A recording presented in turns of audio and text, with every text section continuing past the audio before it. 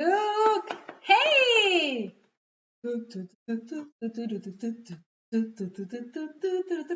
Hey, this is the last video, so let's celebrate. Yeah, let's celebrate because it's the end.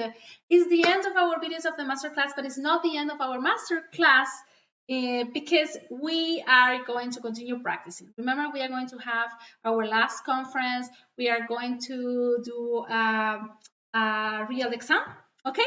And we are going to be in Dutch. Yes? Okay. What I want you to tell you is that we have worked a lot. You have seen 6 videos so far, and now we are finishing with this one that is the conclusion, the summary and the conclusion. And what are we going to discover? Well, we are going to see our last steps. We are going to review the things we saw before. We are going to tell you here, I'm going to tell you the things you should pay attention to. We are going to see again what are the things we do not have to do the exam, and we are going to get our hands dirty because remember we have our last. Good. Now, imagine if you are the day of the exam and you feel like Bart, like, hey, I can't take the test. No options for that because we are ready. You are ready. You have to study. You have to practice. You have all the basics here with the masterclass. Remember that this masterclass is the basics, 5 tips to pass the exam. And we have the workshop. If you don't feel ready now, you have the workshop that is coming soon, and where we are going to work so hard together around 2 or 3 months. And I promise you're going to pass it. Okay? Let's do it together. So now, relax, you will succeed. And I want you to tell you something. Here I wrote some ideas, some strategies I have. I wrote that we had, if you want, you had to try to do part 4 of the use of English first and part 2 of the reading first. These are the parts that for me are the easiest for me. But remember that are the most difficult for most of the students. So my recommendation is to start with the easiest parts for you and then to go to the difficult parts. So the difficult parts will require you more time. Okay? Then I recommend you to write only 140 words in the writings.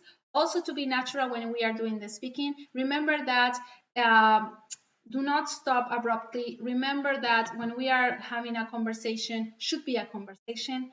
And also remember that when we are doing the listening, you have to focus on the paper, okay? Do not leave any question without answer because you are not penalized for mistakes. Now, if we go deeply into the reading, remember what we said before. When we are doing the reading, in part 1, we are going to read question 1, paragraph 1, question 2, paragraph 2, in order to save time. Also, in part 2, after finish it, you have to read the whole text to see that makes sense. Okay? Part 3, read text A, I go to the questions. Text B, I go to the questions. And I read every text. Remember, do not leave the last text without reading it. Also, for the use of English, in part 1, we have to check for connections and, the connections with phrasal verbs, collocations, and the prepositions. I would say here that the prepositions are very important. Then remember as well that in part 2, we had to pay attention to the tenses, plurals, singulars. And in part 3, we had to remember that the adverbs are the combination of an adjective and ly, okay? Ly, apart from the other transformations. Okay, in part 4, we had to check spelling, tenses, and the number of words. Remember that you can write between 2 and 5. Yes. Then, for the speaking, what is essential? In part 1, you speak to the examiner and you give the reasons for your answers. In part 2, we are going to answer the question at the same time as we are describing and comparing the pictures. In part 3, remember that it's a conversation that should be natural. And to make it natural, you have to disagree with your classmate. Okay? In part 4, we are going to pay attention to what our classmate is saying because then the examiner is going to ask us a question about it and we have to answer correctly. Yes. And now remember about the writing. Essential to leave spaces between the paragraphs. formal, no contractions, no phrasal verbs. I recommend you to write letters or reviews in the second part. And if you want to pass, the conclusion to know that hey, I want to pass is that you need to study. I promise I don't know anyone who passed the exam without studying. You need to study. There are many people who come to the academy and they say, well, I've been living abroad and I'm very good at English, but then they think that just because of that, they can pass the FCE. If you don't practice, no, it's not possible. Even if you know a lot of English, you need to practice because you need to know the thing. Now, if you want to pass with a good mark, you have to practice. And if you want to pass with a great mark, you need my help. Yeah, you need this masterclass. You need the workshop that is coming. Because, in this masterclass and in the workshop, we give you help, we give you assistance, we give you support, we give you advice, we give you tips, and we give you guidance. And you have me, and whatever you need, I'm here for you. Then, I want you now, just to finish our last minutes, I want you to tell me what have you discovered in this video. I want you to tell me if you like surprises. And I want you to do it right now, because remember that if we don't do it right now, if we don't write now what we think or what we have learned, the knowledge disappears.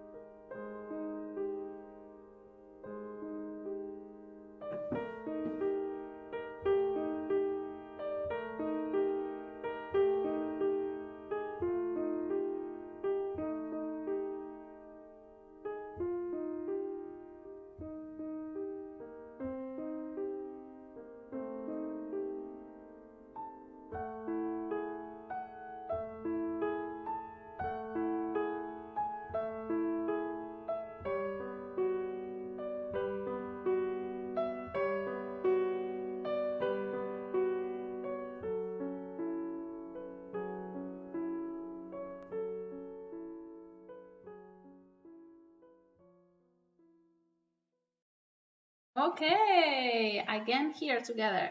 All right, now remember that we are going to do light camera action. We are going to put everything into practice. And what I want you to do now is to download the complete test you have here. Try to do it in the exact times and you send me the answers. Remember also that the speaking is going to be live. So I'm going to send you an email with the details of dates, days, and times, and to do it live with your classmates, okay? So don't worry, you will pass for sure. And just to see it, we complete every video.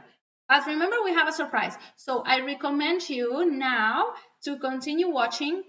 So just play it. Play.